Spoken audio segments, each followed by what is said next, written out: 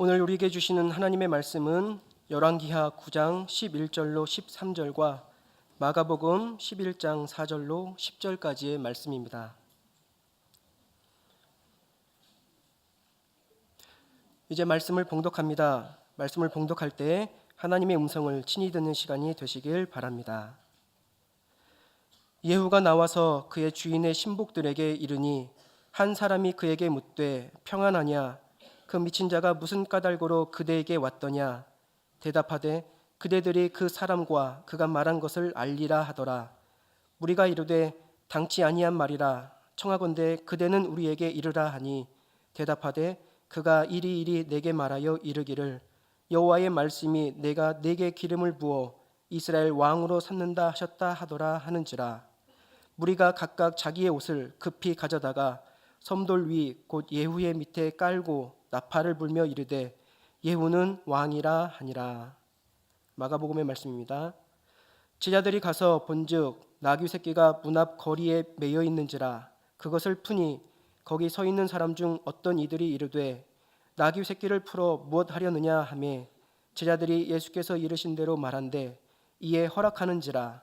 나귀 새끼를 예수께로 끌고 와서 자기들의 겉옷을 그 위에 얹어 놓음에 예수께서 타시니 많은 사람들은 자기들의 겉옷을 또 다른 이들은 들에서 벤 나뭇가지를 길에 펴며 앞에서 가고 뒤에서 따르는 자들이 소리 지르되 호산나 찬송하리로다. 주의 이름으로 오시는 이여 찬송하리로다. 오는 우리 조상 다윗의 나라여 가장 높은 곳에서 호산나 하더라. 아멘. 오늘은 종려주일입니다. 십자가를 지시기 위해서 예수님께서 예루살렘에 들어가신 날을 기념하는 그런 주일입니다.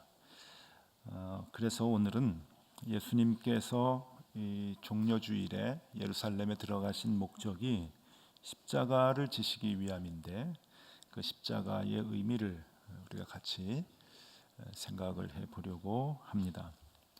일부 예배 때 설교를 해보니까 조금 딱딱한 감이 없지 않아 있습니다. 그런데 부탁드리고 싶은 것은 조금 집중하셔서 쭉 따라오시면 십자가의 의미를 우리가 조금이라도 더 깊이 알 수 있지 않을까 하는 생각을 합니다. 이스라엘의 역사상 가장 사악한 왕이 누구냐라고 할 때 대부분 많은 사람들은 아합 왕이라고 말을 합니다. 이스라엘을 22년 동안 통치하면서 이스라엘 백성들에게 엄청난 고통과 시련을 안겨주었던 장본인이 바로 아합 왕입니다. 이 아합 왕과 그 왕비인 이세벨은 역사상 보기 드물 정도로 타락한 지배자들로 성경은 기록을 해주고 있습니다. 그 이유는 이스라엘 백성들에게 하나님을 버리도록 강요를 했고 이방신 우상인 바알을 숭배하도록 그렇게 강요를 했기 때문입니다. 시돈의 왕이자 바알 제사장의 딸이었던 이세벨을 아합이 왕비로 맞이하면서 이런 엄청난 이스라엘의 비극은 시작이 됩니다. 아합 왕은 그렇게 아내로 얻은 이세벨 왕비와 함께 공포 정치를 이스라엘 땅에서 시작을 하는데 먼저는 모든 하나님의 선지자들을 죽이게 되고 나중에는 백성들의 것을 탈취하는 그러한 정치를 하게 됩니다. 그 대표적인 사건이 열왕기상 21장에 나오는 나봇의 포도원 사건입니다. 왕궁이 있었던 사마리아의 그 왕궁 근방에 아주 좋은 땅, 경치가 좋은 곳에 나봇의 포도원이 있었는데 아합 왕이 봤을 때 그 포도원을 뺏어서 자기의 채소밭을 만들면 좋겠다 그런 생각을 했는데 나봇이 주지를 않아요. 그 조상으로부터 받은 땅이니까 왕이라도 이렇게 드릴 수 없습니다. 그 말을 듣고 분노해서 불의한 재판을 벌여서 나봇을 죽이게 되죠. 그리고 그 나봇의 포도원을 빼앗게 되는데 이러한 일들이 22년 동안 그냥 평상시의 일처럼 그렇게 벌어졌던 상황이 아합 왕 때의 상황이었습니다. 그 사악한 왕을 죽이고 22년 동안 이어졌던 최악의 공포 정치를 끝낸 사람이 바로 예후라고 하는 당시의 군대 장관입니다. 이 예후는 부하 10명과 함께 아합을 죽이고 아합의 자손 70명을 다 쳐 죽입니다. 그리고 아합이 강요했던 가짜신 우상 바알의 제사장들을 다 처단하고 바알의 신전들을 다 부수게 되죠. 그리고 이스라엘 백성의 공공의 적이었던 이세벨 왕비를 그녀의 하인 2명을 시켜서 왕궁 옥상에서 밀어 떨어뜨려 죽게 만들고 결국 그 이세벨의 시체는 개들이 먹는 그러한 그 비참한 말로를 갖게 합니다. 그 당시에 신성시했던 이 바알의 신전을 부수어서 하루아침에 변소로 만든 장본인이 아합이기도 했습니다. 열왕기하 10장에 보면은 그 변소라고 하는 단어를 직접 쓸 만큼 성경이 쓸 만큼 아합의 그 바알의 신전이 그렇게 비참하게 처참하게 바뀌게 됩니다. 이 예후라고 하는 인물은 그렇게 사악한 공포 정치를 끝낸 장본인으로 이스라엘을 구한 왕으로 기억이 됩니다. 왜냐하면 아합 왕을 물리치고 난 뒤에 그는 이스라엘의 왕이 되었고 그의 자손은 약 100년 동안 4대에 걸쳐서 이스라엘 땅을 다스리게 됩니다. 그래서 이스라엘 역사상 이스라엘 백성들은 이스라엘을 구한 사람들을 영웅으로 생각을 하는데 애굽에서 구한 모세 그리고 블레셋에서 구한 다윗 그걸 아주 소중하게 생각을 하는데 그 모세와 다윗의 반열에 들 만큼 이 아합 왕의 그 사악한 통치에서부터 이스라엘을 구했던 예후를 모세와 같이 다윗과 같이 그렇게 생각을 했었습니다. 이스라엘의 군대 장관이었던 이 예후가 왕이 되는 과정이 매우 인상적입니다. 그 이야기를 여러분들에게 해드리도록 하겠습니다. 때는 선지자 엘리야 시대입니다. 그러니까 주전 BC 850년경 일인데 이 엘리사가 하나님께 기도를 하고 있는데 하나님의 음성이 들립니다. 아합 왕이 너무 사악하니까 하나님이 참다가 엘리사에게 하나님의 뜻을 전하는데 군대 장관 예후를 찾아가서 그의 머리에 기름을 붓고 안수를 해라. 그리고 이스라엘의 왕으로 삼아라. 그리고 가서 아합 왕과 이세벨을 죽이도록 하나님께서 명령하셨다라고 하는 그 명령을 전하라. 그렇게 하나님께서 엘리사 선지자에게 얘기합니다. 엘리사 선지자가 떨면서 그 음성을 듣고는 자기 제자 중에 젊은 청년 하나를 세웁니다. 성경에 보면은 소년이라고 표현을 했는데 이 젊은 소년을 세워서 심부름을 보내죠. 예후가 있는 곳으로 가서 하나님께서 나에게 말씀하신 것을 그대로 전하고 그 예후에게 머리에 기름을 붓고 안수해서 왕을 삼아라. 그리고 하나님의 말씀을 전하라 라고 심부름을 보냅니다. 이 소년이 선생님인 엘리사 선지자의 심부름을 갖고 이제 하기 위해서 예후에게로 갑니다. 길르앗 라못이라고 하는 곳으로 이제 가는데 가 보니까 깜짝 놀랍니다. 이 상황이 이제 뭐 군대 장관이라고 하는 것은 이스라엘 우리 구약에서 나올 때 이스라엘의 군대 장관은 우리나라의 요즘에 뭐 국방부 장관을 얘기하는 것이 아니라 장군들을 얘기합니다. 군대의 장군들을 군대 장관이라고 하는데 그 길르앗 라못에 그 장군들이 쫙 모여 있는 거예요. 뭐 회의를 하는 건지 나라를 위해서 국정을 논하는지 쫙 모여 있는데 이 아주 젊은 소년이 들어가서 예후를 찾으니까 이게 말도 안 되는 상황이 벌어지는 겁니다. 그러고서는 예후 좀 나와 보세요. 군대 장관 나와 보세요. 이러니까 이게 정신 나간 사람이죠. 그런데 더 정신 나간 상황은 예후가 그 말을 듣고 나갑니다. 그래서 그 소년에게 어쩐 일이냐 그랬더니 엘리사가 보내서 왔습니다 하면서 다른 조용한 방으로 데리고 갑니다. 그러면서 엘리사에게 들었던 얘기를 하죠. 하나님께서 당신을 왕으로 삼으시려고 합니다. 그러니까 기름 부음을 받으십시오. 예후가 그 말을 듣고 무릎을 꿇고 소년으로부터 기름 부음을 받습니다. 그리고 소년이 하나님의 말을 전합니다. 아합 왕을 죽이십시오. 이세벨을 죽이십시오. 하나님이 함께 하실 것입니다. 하고 왕위로 세웁니다. 하나님의 마음을 전하죠. 소년은 돌아가고 예후가 다시 장군들이 있는 곳으로 왔는데 장군들이 보니까 이게 말도 안 되는 상황이 벌어지는 거예요. 젊은 소년이 와가지고 장군을 데리고 나가서 장군이 다시금 돌아왔는데 아마 얼굴이 파랗게 질려 있겠죠. 그러니까 장군들이 물어봅니다. 아까 그 미친놈이 뭐라 그러니까 왜 왔다고 합니까? 성경에 보니까 미친놈이라고 이렇게 표현을 해요. 그 미친놈이죠. 정신 나간 놈이죠. 그 녀석이 왜 왔습니까? 왜 장군을 보자고 합니까? 그랬더니 예후가 다른 장군들에게 이렇게 얘기합니다. 뭐 별거 아닙니다. 뭐 다 알면서 그러십니까? 하고 이 너무너무 놀랄 만한 말을 들었기 때문에 그냥 넘기려고 하니까 그 장군들이 낌새를 채고 아닌 것 같은데요. 우리한테 솔직히 좀 얘기를 좀 해주십시오. 그랬더니 예후가 그 장군들에게 그 이야기를 여차저차 돼서 지금 이렇게 되고 내가 머리에 기름을 부음 받고 왕이 된다는 하나님의 음성을 지금 듣고 왔습니다. 이런 엄청난 얘기를 들은 장군들이 그 얘기를 듣고 행했던 행동이 기이합니다. 그 얘기를 듣고 아유 정말 미친놈이 미친 소리하고 같네요. 그렇게 얘기를 하지 않고 그 말을 하나님의 말씀으로 받고 난 뒤에 모두가 다 자기 옷을 벗어서 그 예후 장군 밑에 깔아놓습니다. 그리고서는 당신이 우리의 왕입니다. 당신이 우리의 왕입니다 하고 찬송을 합니다.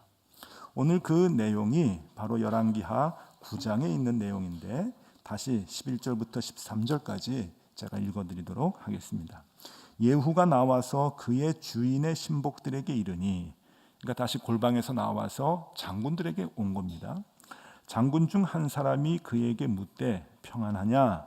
그러니까 얼굴이 좀 이상했나 보죠. 그러니까 평안하냐? 괜찮냐? 네 마음이 이제 그렇게 얘기하면서 그 미친 자가 무슨 까닭으로 그대에게 왔더냐? 그 소년이 어떻게 장군들이 있는데 와가지고 장군을 불러내? 그 미친놈 아니요? 그 미친놈이 뭐라 그럽니까? 예후가 대답하되 그대들이 그 사람과 그가 말한 것을 알리라 하더라. 뭐 별거 아닙니다. 이제 그런 뜻이죠. 뭐 다 알면서 뭘 그럽니까 하고 넘어가려고 하는데 12절 무리가 이르되 당치 아니한 말이라 청하건대 그대는 우리에게 이르라. 솔직히 얘기해 주시오. 예후가 대답하되 그가 이리 내게 말하여 이르기를 여차여차해서 저차저차 됐습니다 하는 뜻이겠죠. 여호와의 말씀이 내가 네게 기름을 부어 이스라엘 왕으로 삼는다 하셨다 하더라 하는지라. 13절 무리가 각각 자기의 옷을 급히 가져다가 섬돌 위 곧 예후의 밑에 깔고 나팔을 불며 이르되 예후는 왕이라 하더라. 이 사건은 매우 아주 극적인 그 사건입니다. 그래서 이스라엘 백성들은 이 사건을 잊질 않죠. 우리는 이게 우리의 역사가 아니니까 성경을 읽어도 이것이 우리 귀에 이렇게 들어오진 않지만 이스라엘 사람들은 이게 아주 통쾌한 역사적 사건이기 때문에 모든 사람들이 모든 국민들이 다 기억하고 있는 아주 특별한 사건입니다. 이스라엘 사람들은 성경을 통째로 암송하는 사람들입니다. 특별히 예수님 당시에 이스라엘 백성들은 다 하나님을 믿었던 유대교 사람들인데 그들에게 있어서 학교 교육과 가정 교육이라고 하는 것은 모두 성경을 암송하는 교육입니다. 그러니까 구약의 율법을 통째로 암송을 하는 자기의 나라의 역사를 통째로 암송하는 교육을 받았던 사람들이기 때문에 이스라엘 모든 사람들은 성경의 모든 사건을 너무 잘 알고 있는 사람들이었고 그 중에 특히 모세의 홍해를 가르는 사건이나 다윗의 골리앗을 넘어뜨리는 사건 그리고 예후가 아합을 물리치는 이러한 사건들은 통쾌하게 생각이 되는 몇 안 되는 역사적 사건이었던 것입니다. 그래서 이스라엘 사람들은 이 예후의 모습을 마음에 두고 있었던 것이죠. 이스라엘 사람들이 나귀를 타고 예루살렘에 오시는 예수님께 지체하지 않고 모두가 다 겉옷을 벗어 그 나귀 밑에 깔았다라고 하는 것은 그 옛날 아합을 죽이기 위해 왕으로 세움을 받은 예후를 생각한 행동이라고 하는 것입니다. 그러니까 우리는 왜 옷을 벗었는지 잘 모르지만 이스라엘 사람들은 다 아는 거예요. 마음속으로. 이럴 땐 옷을 벗어야 된다. 저 사람이 예후다. 지금 아합과 이세벨 같은 헤롯 왕이 우리를 굉장히 못살게 굴고 있는데, 로마가 굉장히 못살게 굴고 있는데, 이 헤롯 왕과 로마의 권세자들을 물리칠 예후와 같은 왕이 이스라엘에 들어온다, 예루살렘에 들어온다라고 하는 것을 생각을 하면서 그의 나귀 앞에 옷을 벗어서 깔기 시작을 했던 것입니다. 마가복음 11장 7절에서 10절까지 말씀을 제가 읽어드립니다. 나귀 새끼를 예수께로 끌고 와서 자기들의 겉옷을 그 위에 얹어 놓음에 예수께서 타시니 많은 사람들이 자기들의 겉옷을, 또 다른 이들은 들에서 뺀 나뭇가지를 길에 펴며 앞에서 가고 뒤에서 따르는 자들이 소리 지르되 호산나 찬송하리로다. 이 호산나는 이제 구원해 주소서라고 하는 이스라엘의 말입니다. 이제 구원하소서, 이제 구원해 주십시오, 우리가 너무 괴롭습니다, 구원해 주소서 하는 그런 말인데, 주의 이름으로 오시는 이여 찬송하리로다. 오는 우리 조상 다윗의 나라여 가장 높은 곳에서 호산나 하더라. 이렇게 예수님을 예후와 같이 생각을 하면서 그들은 찬송하고 맞이했다라고 하는 것입니다. 즉 예수님이 예후와 같은 왕이 되어줄 것을 기대했다고 하는 뜻이죠. 그것은 아합과 같이 공포정치를 일삼아 이스라엘 백성들을 괴롭혔던 로마의 권세자들, 그리고 그 로마의 권세자들의 앞잡이였던 헤롯 왕을 죽이고 왕이, 이스라엘의 왕이 될 것을, 유대인의 왕이 될 것을 바랬던 마음입니다. 이스라엘 백성들은 그런 왕을 그때까지 기다렸고 예수님을 힘 있는 왕으로 생각하고 있었던 것입니다. 이제 그날이 왔군요. 당신은 메시아입니다. 우리를 그렇게 칼로, 힘으로 우리를 구원해 주실 분이십니다. 그런 생각을 하고 있었던 것입니다. 그러나 예수님은 칼과 힘으로 헤롯을 죽이기 위해 이 땅에 오신 분이 아니셨습니다. 그것은 예수님께서 나귀를 타고 나귀라고 하는 동물을 타신 것에서 나타납니다. 이 예수님의 종려주일에 나귀 타고 들어오시는 것을 스가랴 선지자가 일찍이 예언을 했는데, 스가랴 9장 9절에 보면은 그의 예언이 이렇게 나옵니다. 시온에 따라 크게 기뻐할지어다. 예루살렘에 따라 즐거이 부를지어다. 보라, 내 왕이 내게 임하시나니 그는 공의로우시며 구원을 베푸시며 겸손하여서 나귀를 타시나니 나귀의 작은 것 곧 나귀 새끼니라. 예수님이 나귀를 타셨다. 여러분 어떻게 생각이 되십니까? 나귀 하면 무슨 생각이 드십니까? 나귀. 우리는 또 그 앞에 당자를 붙이죠. 당나귀. 그러는데 나귀하고 당나귀는 같은 말입니다. 옛날에 당나라에서 들어왔다 그럽니다. 그래서 당나라에서 들어온 나귀가 이제 힘이 커가지고 이제 당나귀 그러는데, 근데 이상해요. 우리 어감에 앞에 당자가 붙으면 조금 좀 더 이상해요. 당나라 군대 뭐 그러면은 좀 이상하듯이 나귀 하면은 그렇게 우리가 이렇게 소중하게 생각하는 동물로 여겨지지는 않습니다. 오늘날 나귀는 우리에게 있어서 멸시를 받는 그러한 동물이지만, 그런데 여러분 이스라엘에서는, 그리고 더 넓게 보면은 그 중동 팔레스틴 지역에서는 이게 그런 동물이 아닙니다. 나귀가 소중한데 특별히 왕의 동물로 그렇게 여겨졌다고 합니다. 나귀를 탔다고 하는 것은 왕으로 오심을 의미하는 것이겠죠. 그래서 예수님께서는 나귀를 타고 오셨던 거죠. 왕이다라고 하는 상징적인 의미가 있는데, 열왕기하 16장에 보면은 이런 사건이 나옵니다. 다윗이 이제 왕위에 있을 때 아들 압살롬이 이제 쿠데타를 일으킵니다. 근데 아들 압살롬의 쿠데타가 굉장히 좀 이렇게 힘이 좀 센 것 같습니다. 그래서 다윗이 왕궁을 이제 벗어나 가지고 도망을 갈 정도에 이르렀던 것이죠. 그러니까 이제 구테타로 해서 압살롬이 정권을 잡기 일보 직전입니다. 다윗이 도망갈 정도니까요. 다윗이 신하를 데리고 이제 도망을 갔는데 도망을 가서 너무 상황이 좋지 않았습니다. 먹을 게 떨어지고 이렇게 도망 다니는데 이제 지쳤는데 그때 다윗의 친구라고 하는 요나단의 아들 무비보셋이 있었는데 무비보셋이 나귀와 그리고 먹을 것을 가지고 다윗이 숨어 있는 곳으로 다윗과 다윗의 그 신하들이 숨어 있는 곳으로 옵니다. 그리고서는 그 굶고 있는 그에게 먹을 것을 주면서 먹을 것을 주고 다시금 힘을 내라고 격려를 하는데 그 나귀를 가지면서 뭐라고 하냐면 이 나귀는 왕과 가족들만 타십시오. 그렇게 얘기를 하죠. 이 나귀가 그런 동물입니다. 그러니까 아무나 탈 수 있는 것이 아니고 왕이 탈 수 있는 왕족들이 탈 수 있는 그러한 동물이라고 하는 것이죠. 실제적으로 이 팔레스틴 지역에서의 내려오는 속담 중에 이런 말이 있습니다. 왕이 전쟁 때는 말을 타고 평화로울 때는 나귀를 탄다. 그러니까 여러분 요새는요 미국이 시리아를 폭격했다 하면은 금방 합니다. 우리 핸드폰에 다 뜹니다. 뉴스가. 그러니까 세상이 어떻게 돌아가는지 우리는 금방금방 아는데 예전에는 뉴스가 있습니까? 라디오가 있습니까? TV가 있습니까? 그런 게 없죠. 그러니까 전쟁이 나도 소식을 늦게 듣습니다. 그러니까 왕이 무엇을 타고 다니느냐에 따라서 지금 전쟁 때구나 아니면 지금이 평화시구나라고 하는 것을 백성들이 알 정도라고 하는 것이죠. 그만큼 소식이 잘 전해지지 않는 거예요.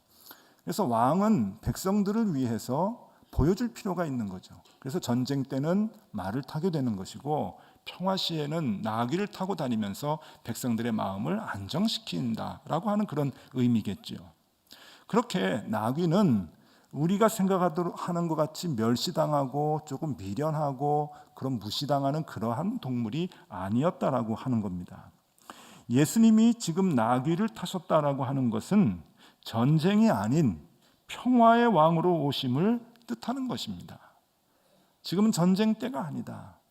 예루살렘 사람들은 지금 굉장히 힘들고 어려운 상황에서 칼을 들고 창을 들고 헤롯을 죽이기를 바라고 있지만 예수님은 말을 타고 오시는 게 아니라 나귀를 타고 오시는 거예요. 평화를 선포하시는 예수님의 상징적인 모습인 것이죠. 즉 헤롯을 죽여서 피로 응징하는 왕이 아니라 평화의 왕으로 예루살렘에 지금 들어오신다 하는 것입니다. 여기에서 이스라엘 사람들과 예수님의 생각이 근본적으로 다르다라고 하는 것이 나타나게 되는 것이죠. 이스라엘 사람들은 예수님을 예후와 같이 생각을 하였습니다. 헤롯의 손에서 그리고 로마의 악한 그 권세자들의 손에서 이스라엘과 유대인들을 구해줄 것을 고대하고 소망을 했지만 예수님은 평화의 왕으로 오시면서 나귀를 타고 계시는 것입니다. 그리고 며칠 되지 않아서 십자가에서 죽게 되신 것이죠. 그래서 그 평화를 이루게 되십니다. 예수님께서 예루살렘에 나귀를 타고 입성했을 때 그렇게 환호하던 수많은 군중들이 며칠 후 예수님이 십자가를 지실 때 모두 다 사라지고 없어진 데는 이유가 있었던 것입니다. 그들이 바라던 목적과 예수님의 행적이 달랐기 때문이지요. 결국 예수님은 군중들의 기대에 부응하지 못했던 존재였습니다. 그들은 힘으로 오시는 분, 칼로 원수인 헤롯을 물리치시는 분을 소망했지만 예수님은 그렇게 우리에게 화평을 주시지 않았던 것이죠. 여러분, 이 종려주일의 모습은 우리에게 신앙이 무엇인가, 올바른 신앙이 무엇인가 하는 것을 일러줍니다. 이 종려주일에 우리는 왕으로 오시는 예수님을 맞으며 겉옷을 깔고 호산나를 외쳤던 그때의 군중들을 생각합니다. 이날의 왕으로 오시는 예수님을 우리는 생각해 봅니다. 여러분들에게 그 예수님은 어떤 분이십니까?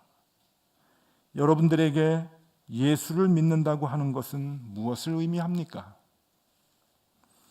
예수님께서 나귀를 타고 예루살렘에 입성한 지 2000년이 지났지만 그때의 예수님과 군중들의 그 어색한 만남은 지금도 교회 안에서 똑같이 재현되고 있지는 않는지 되돌아봐야 합니다. 예수님은 여전히 나귀를 타고 우리에게 오시지만 우리는 겉옷을 깔아드리며 예수님으로부터 세상의 힘으로 이 땅을 정복할 그 힘 있는 왕을 기대하고 있지는 않는지 되돌아봐야 한다는 이야기입니다. 우리는 여전히 예후와 같은 예수님을 소망하고 있지는 않는지 우리의 신앙을 재점검해 봐야 합니다. 주님을 믿으면 나의 바라는 것들이 다 이루어지고 나를 괴롭혔던 원수들을 주님께서 다 죽여주시고 나를 권세 있는 자리에 높이 세우시고 원수와 대적하여 결국 승리케 하시는 분, 사람들로부터 받은 궁핍과 멸시를 나중에 다 바꿔주셔서 많은 소유를 갖게 하고 더 강함으로 되갚아 주시는 분, 통쾌한 인생의 역전을 언제나 우리에게 선물해 주시는 분, 나의 간절한 소원과 소망을 완벽하게 다 들어주시는 분, 우리는 그런 예수님을 기대하고 있지는 않는지, 경쟁에서 이기고 상대를 힘으로 제압하려는 나의 욕심이 하나님을 믿는 신앙으로 뒤바뀐 것은 아닌지 우리의 신앙을 되돌아봐야 한다는 말씀입니다. 오늘 종려주일에 다시금 우리의 신앙을 봅니다. 예수님은 우리에게 참 평안과 화평을 선언해 주시며 참된 구원을 우리에게 선물로 주십니다.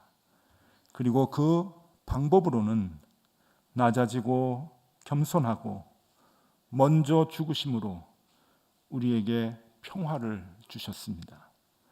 그래서 결국 하나님을 믿는 주의 자녀들이 승리하도록 만들어 주셨습니다. 그 상반된 방법을 주님은 우리에게 보여주셨던 것입니다.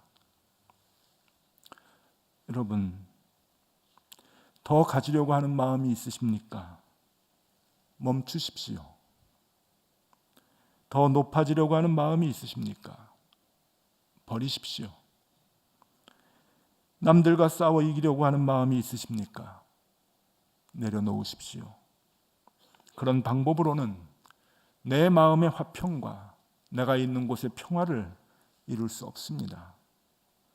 멈춰야 합니다. 세상의 방법으로는 아무것도 얻을 수 없습니다. 오직 십자가로 승리를 얻을 수 있는 것이고 오직 십자가로만이 화평을 줄 수 있기 때문입니다. 주님은 이 종려주일에 우리에게 그것을 가르쳐 주십니다. 우리가 예수를 믿는다고 하는 것, 기독교, 무엇을 의미하는 것인가? 깊이 생각해 볼 종려주일입니다. 십자가를 더 많이 생각하는 이 고난주간, 한 주간이 되실 수 있기를 바랍니다. 기도하겠습니다. 싸워 이기고 물리쳐 올라서며 죽이고 살아남는 그런 승리가 아닌 낮아지고 죽음으로 참 평안을 주는, 그래서 진정 승리하는 법을 우리가 배우게 하여 주시옵소서.